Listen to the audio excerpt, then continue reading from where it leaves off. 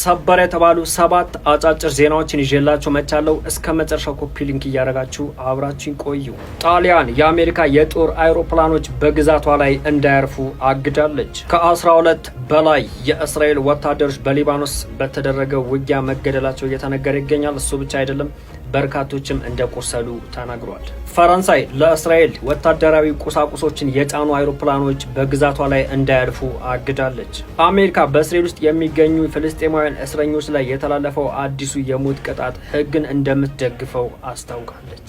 የቼቼንያ ወታደራዊ ኃይል አሜሪካና ኢራን የእግር ጦር ወይ የምድር ጦር የሚያደርጉ ከሆነ ወታደራዊ ኃይሉ እንደሚቀላቀል ማለት ከኢራን ጎን ሆኖ ለመዋጋት ዝግጁ እንደሆነ ገልጿል። እንግዲህ ቼቼንያ ማለት በሩሲያና በዩክሬን ጦርነት ላይ ትልቅ ጉልህ ሚና የነበረው እጅግ ትላልቅ ውጊያ ድሎች ያከናወነ ትልቅ ወታደራዊ ኃይል ነው።